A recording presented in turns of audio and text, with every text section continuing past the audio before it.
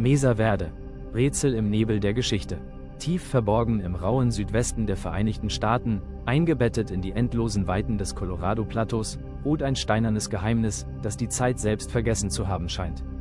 Auf einer gewaltigen Hochebene offenbart sich ein Wunder der antiken Welt. Die spanischen Entdecker tauften dieses Land später Mesa Verde, den grünen Tisch. Doch das wahre Rätsel dieser Region liegt nicht auf der flachen, bewaldeten Ebene, sondern verborgen in der vertikalen. Hoch oben, auf über 2000 Metern Höhe, zerklüften schwindelerregend tiefe Canyons das Plateau. In den steil abfallenden, ockerfarbenen Sandsteinwänden dieser Schluchten verbergen sich riesige, natürliche Höhlen und Überhänge. Genau hier, geschützt vor den peitschenden Winden und der flirrenden Hitze, weben sich atemberaubende Strukturen in den Fels ein. Leere, dunkle Fensterhöhlen blicken wie wachsame Augen in die Tiefe hinab. Vor mehr als 1000 Jahren erschufen geschickte Hände in dieser unwirtlichen Natur über 600 meisterhafte Felsenbehausungen. Es sind keine einfachen Unterschlüpfe, sondern komplexe, mehrstöckige Städte, die wie architektonische Meisterwerke zwischen Himmel und Erde schweben. Die Erschaffung dieser Klippenpaläste grenzt an das Unmögliche. Ohne den Einsatz von Rad, Zugtieren oder gar Metallwerkzeugen formten die einstigen Bewohner mit unvorstellbarer Präzision gigantische Siedlungen. Bis zu 4 Stockwerke hoch ragen die steinernen Mauern auf, bestehend aus unzähligen Sandsteinblöcken, die in mühevoller Handarbeit zurechtgeschlagen und mit einem Mörtel aus Lehm, Asche und Wasser verfugt wurden. Einige dieser majestätischen Paläste umfassen mehr als 150 Räume und Dutzende von sogenannten Kivas, runden, in den Boden eingelassenen Zeremonienkammern. Diese unterirdischen Räume, die über Leitern durch ein Loch in der hölzernen Decke betreten wurden, bildeten das spirituelle und soziale Herz der Gemeinschaft. Die Stille, die diese kargen Schluchten heute durchzieht, ist trügerisch schwer.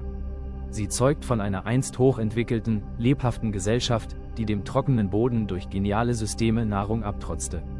Das Leben an der Kante des Abgrunds war ein ständiger Balanceakt zwischen Überleben und kultureller Blüte. Um ihre Felder auf der Hochebene zu bewirtschaften, kletterten Männer, Frauen und Kinder täglich ungesichert über winzige, in den glatten Fels geschlagene Hand- und Fußgerben hunderte Meter in die Höhe und wieder hinab. Oben auf dem Plateau trotzten sie der unbarmherzigen Natur mit raffinierten Methoden ab. Sie erbauten komplexe Terrassen und ausgeklügelte Dämme, um jeden noch so kleinen Tropfen des raren Regenwassers aufzufangen und in ihre Anbaugebiete zu leiten. Die Architektur selbst offenbart zudem ein tiefes astronomisches Wissen. Viele der Bauwerke und schlüssellochartigen Fenster sind exakt auf die Sonnenwenden und den Lauf der Gestirne ausgerichtet, als wollten die Bewohner die kosmische Ordnung in Stein meißeln. Doch nach einer langen Ära des kulturellen Höhepunkts, einer goldenen Zeit der Expansion und der Meisterschaft, vollzog sich gegen Ende des 13. Jahrhunderts eine düstere, bis heute nicht vollständig geklärte Wende. Die Feuer in den runden Kivas erloschen und das Leben kam schlagartig zum Erliegen. Die gewaltigen, labyrinthartigen Siedlungen wurden fast von einem Tag auf den anderen zurückgelassen. Es gab keine Anzeichen eines gewaltsamen Überfalls oder einer vernichtenden Schlacht. Die Menschen packten das Nötigste, drehten ihren beinahe uneinnehmbaren, sicheren Festungen den Rücken zu und begaben sich auf eine ungewisse Reise nach Süden. Zurück blieben makellos aufgeschichtete Mauern, halbvolle Getreidespeicher und fein gearbeitete Tonkrüge, als hätten die Besitzer nur kurz den Raum verlassen. Die leeren Paläste wurden vollständig dem Wüstenwind, den kreisenden Adlern, den Berglöwen und der gnadenlosen Sonne übergeben. Eine jahrzehntelange, verheerende Dürre mag die ohnehin knappen Ressourcen erschöpft und den Wald dezimiert haben, doch reicht dies allein, um den abrupten Exodus einer derart hochstehenden Zivilisation zu erklären? Wohin verschwanden diese genialen Baumeister der Klippen so unbegreiflich schnell und beinahe spurlos?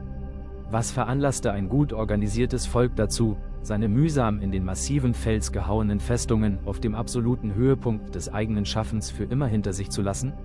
Und welche noch unentdeckten, stummen Botschaften schlummern heute noch immer verborgen unter dem feinen, roten Staub der verlassenen Kivas? Bis heute wachen die schweigenden Felsen über dieses ungelöste Mysterium, dessen wahre Antwort vielleicht für immer im endlosen Wind der Canyons verweht bleibt.